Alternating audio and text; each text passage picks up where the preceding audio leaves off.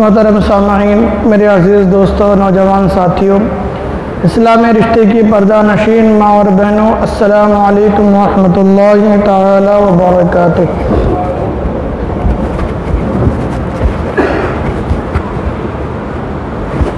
الحمدللہ رب العالمین، والصلاة والسلام على سید الانبیاء والمرسلین، اما بعد فاعوذ باللہ من الشیطان الرجیم، بسم اللہ الرحمن الرحیم۔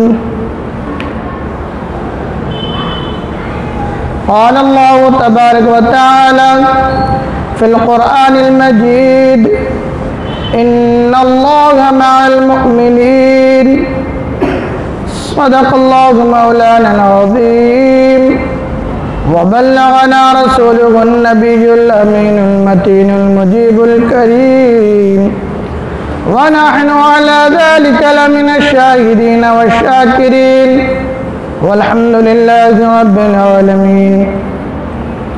ان اللہ وملائکتہ یصلون علی النبی، یا ایہا الذین آمنوا صلوا علیہ وسلموا تسلیما، الصلاة والسلام علیک یا رسول اللہ، الصلاة والسلام علیک یا نبی اللہ، الصلاة والسلام علیک یا نورا من نور اللہ، وعلى آلك وأصحابك محمد رسول اللہ، صلی اللہ تعالی علی محمد صلی اللہ تعالی علیہ وآلہ وسلم۔ میرے آقا، میرے مولا، آقا نعمت، عظیم البرکت، مجدد دین و ملت، الشاہ امام احمد رضا خان فاضل بریلوی رضی اللہ تعالیٰ عنہ ارشاد فرماتے ہیں کہ سرور ہر رسول و ولی ہے، سرور ہر رسول و ولی ہے، نبی رازدار مع اللہ علی ہے، وہ نامی کے نام خدا نام تیرا، وہ نامی کے نام خدا نام تیرا۔ اور آگے ارشاد میرے آقا اعلیٰ حضرت ارشاد فرماتے ہیں کہ نہ کیوں کر کہوں میں یا حبیبی اغثنی، اسی نام سے تو ہر مصیبت ٹلی ہے۔ اور آگے فرماتے ہیں کہ تمنا ہے فرمائیے روز محشر کہ یہ تیری رہائی کی چٹھی ملی ہے، اور نکیرین کرتے ہیں تعظیم میری، نکیرین کرتے ہیں تعظیم میری، فدا ہو کہ تجھ پہ یہ عظمت ملی ہے، فدا ہو کہ تجھ پہ یہ عظمت ملی ہے۔ اور آگے میرے امام فرماتے ہیں کہ شفاعت کرے جو رضا کی حشر میں، شفاعت کرے جو رضا کی حشر میں، یا رسول اللہ تیرے سوا یہ کس کو قدرت ملی ہے، یا رسول اللہ تیرے سوا کس کو یہ قدرت ملی ہے۔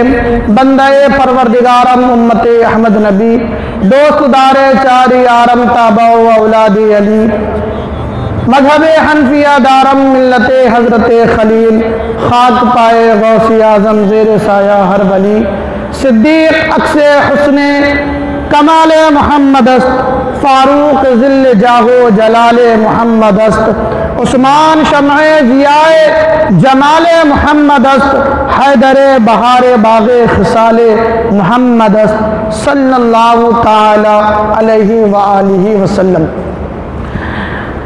قلندر لاہوری ڈاکٹر اقبال فرماتے ہیں کہ جب عشق سکھاتا ہے آداب خود آگاہی، اہل سنت و جماعت کا منبع ہی عشق پر ٹکا ہوا ہے۔ رسول سے محبت، رسول سے پیار، رسول سے عشق، یہ اہل سنت و جماعت اسی پر ٹکی ہوئی ہے۔ اور شاخوں کا حال کیا ہوتا ہے، عشق والوں کا حال کیا ہوتا ہے؟ علامہ اقبال فرماتے ہیں جب عشق سکھا خود آگاہی تو کھلتے ہیں غلاموں پر اسرار شہنشاہی۔ فرماتے ہیں کہ جب غلام نبی کا بن جاتا ہے تو وہ ساری کائنات کا بادشاہ بن جاتا ہے۔ جب نبی کا غلام بن جاتا ہے تو ساری کائنات کا بادشاہ بن جاتا ہے۔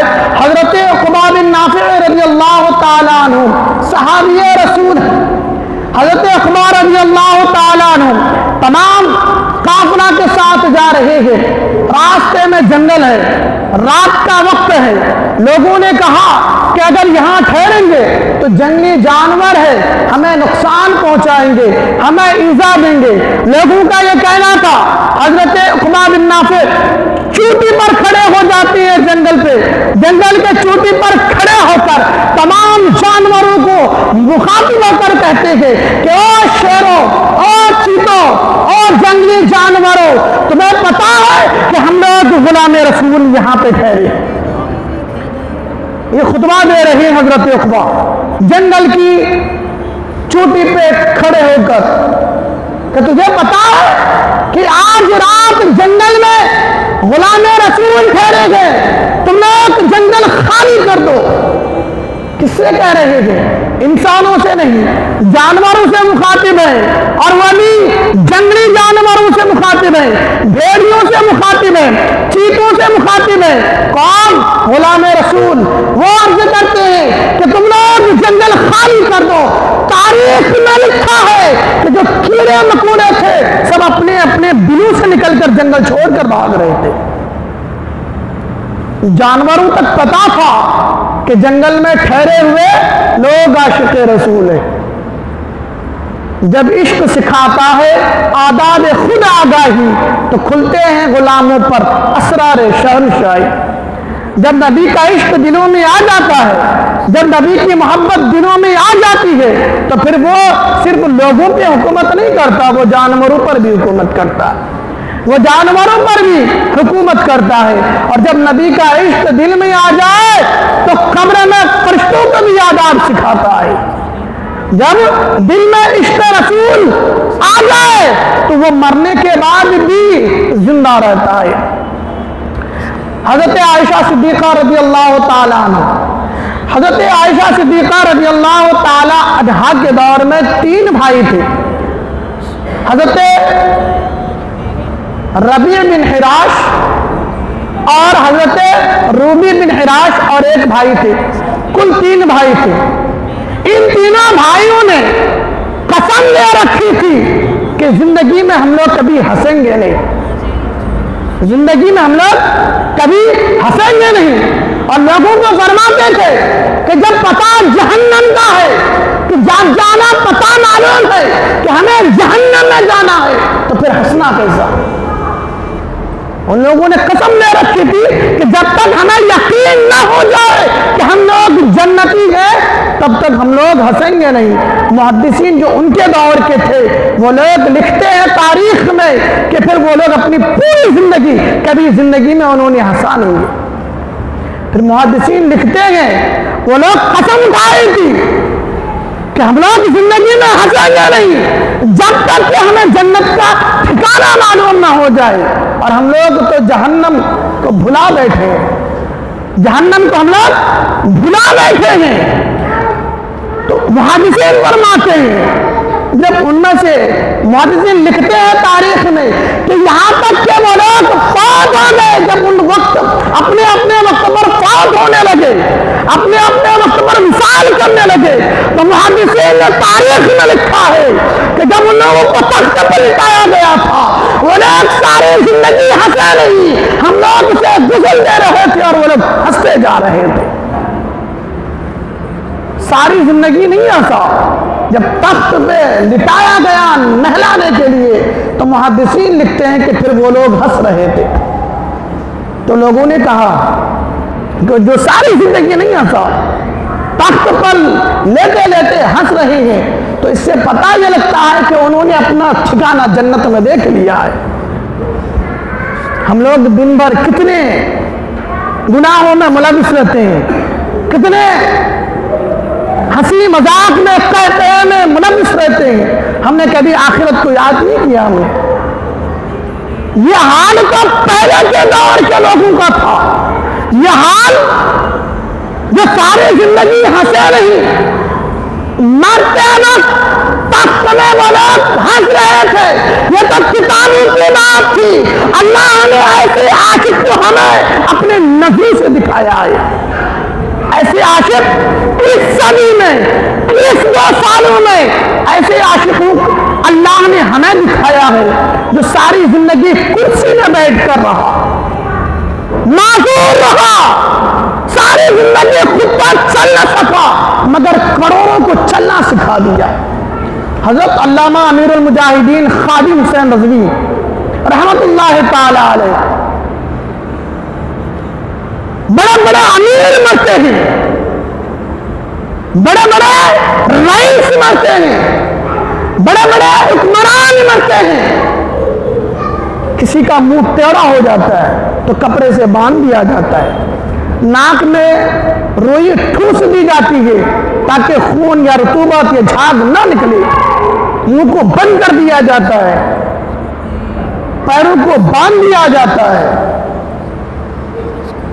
کروڑ پتی مرتے ہیں, ارب پتی مرتے ہیں, بڑے بڑے حکمران مرتے ہیں, ان کے ساتھ یہ سلوک کیا جاتا ہے, ناک سے خون نکلتا ہے. اس دور میں اللہ نے ایسی عاشق علامہ خادم حسین رضوی کے صورت میں ہمیں دکھایا کہ 3 دن تک ان کا جنازہ پڑا رہا 4 پائی پر. جب تیسرے دن ان کے جنازے کو اٹھایا گیا تو ایسا لگ رہا تھا کہ ان کا چہرہ گلاب اور موتی کو شرم آ رہی ہے, اتنا کھلا کھلا چہرہ. یہ کتابوں کی بات نہیں, یہ ہم نے اپنی آنکھوں سے دیکھا ہے, یہ ہمارے دور کی بات ہے. یہ چہرے کھلا, مرتے وقت, مرنے کے بعد چہرے ان کے کھلا کرتے ہیں جنہوں نے ساری زندگی نبی پر اپنی جان کو قربان کر دیا.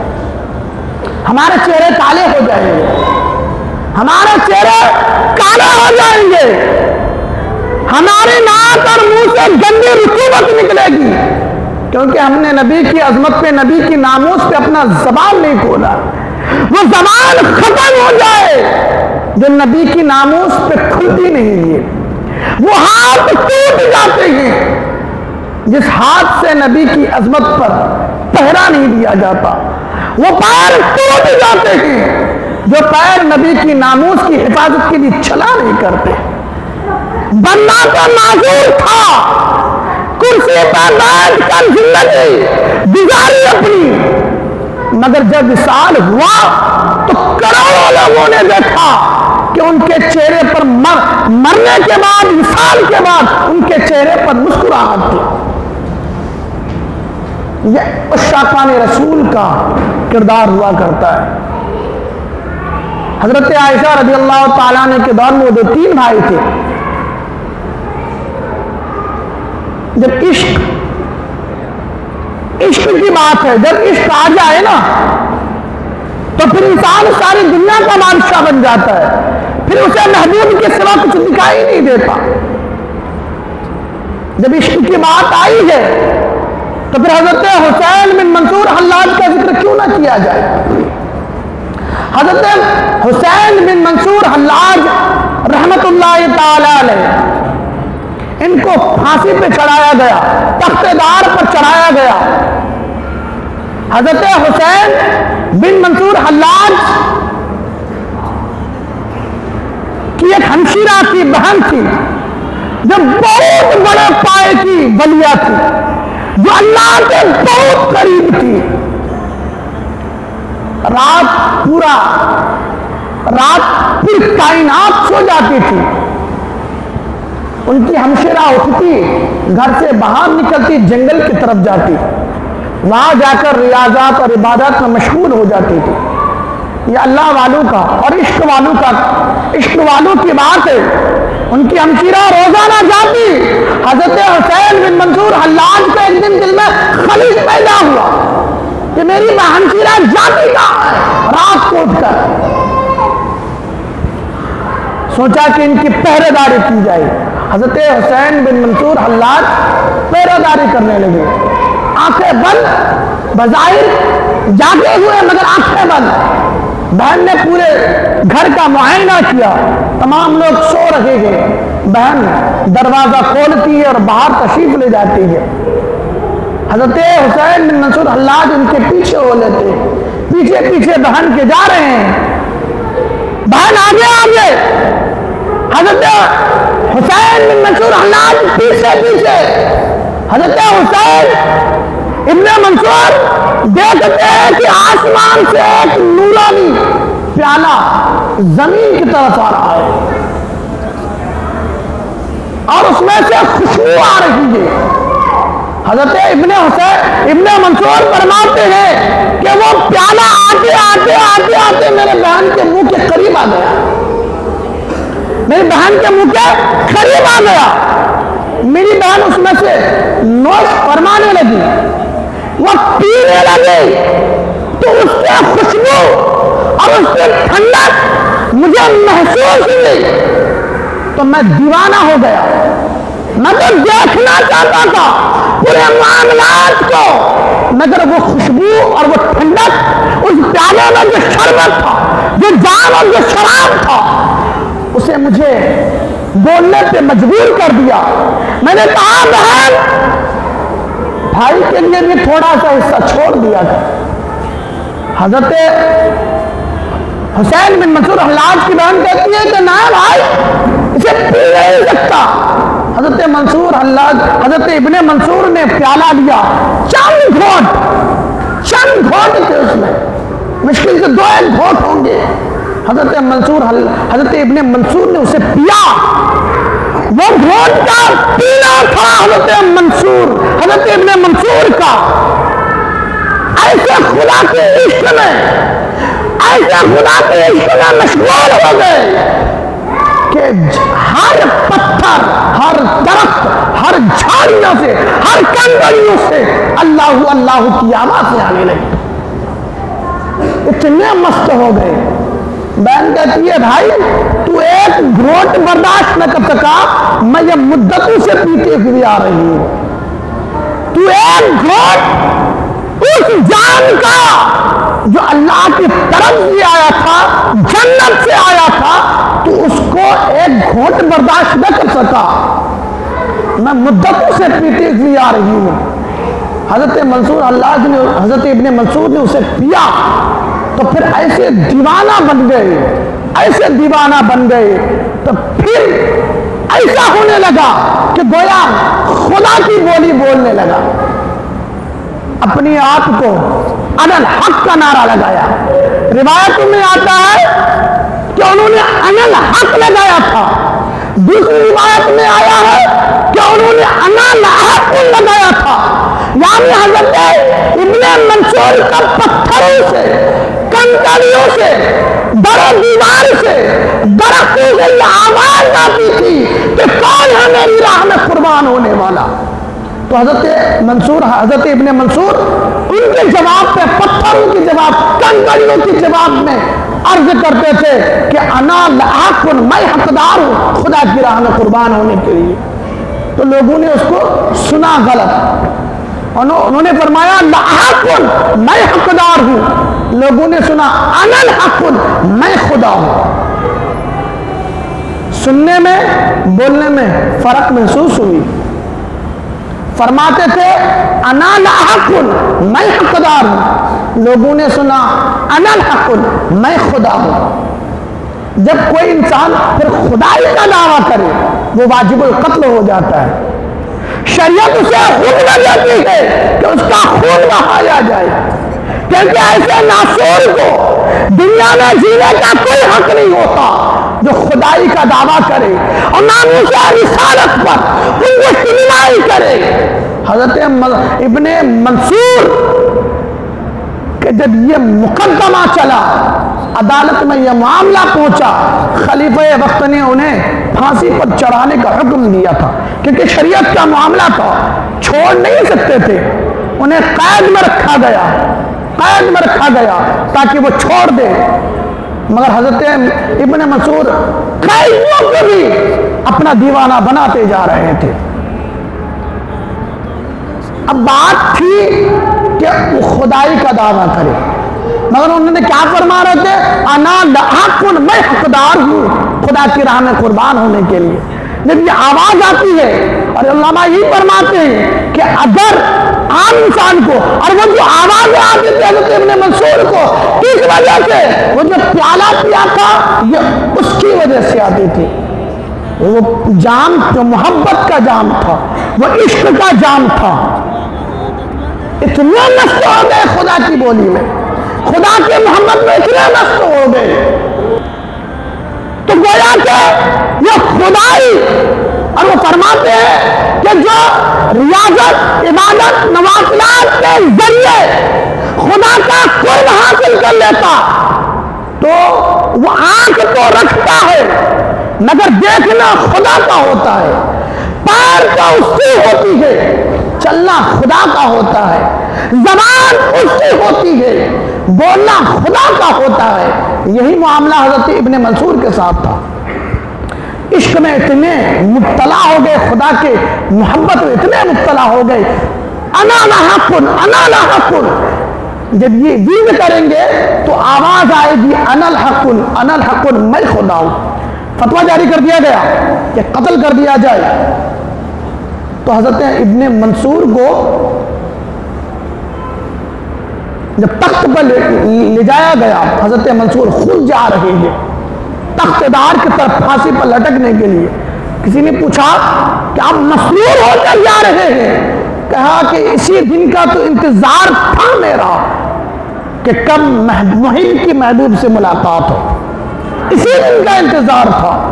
حضرت ابن منصور تخت دار کی طرف جا رہے ہیں، فتویٰ دے دیا گیا، خلیفہ وقت آ گئے حضرت ابن منصور کو پھانسی پر لٹانے کے لیے۔ تو سب سے پہلے ان کو اس طرح سے سزا دی گئی حضرت ابن منصور کو کہ پہلے اس کے ہاتھ کاٹے گئے، ہاتھ جسم سے الگ ہوا تو ہاتھ کے اس ٹکڑے سے آواز آنے لگی انا لاحق، میں حقدار ہوں۔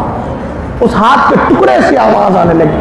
جب دوسرا ہاتھ جدا ہوا، اب دوسرے ہاتھ سے آواز آتی ہے، زبان، کہا کہ اگر زبان نہیں ہے تو زبان سے بولے گا، زبان کو نکال کے کاٹ دیا گیا تو زبان سے آواز آتی ہے انا لاحق، میں حقدار ہوں۔ غرض کیا؟ حضرت ابن منصور کو پھانسی پر چڑھایا گیا،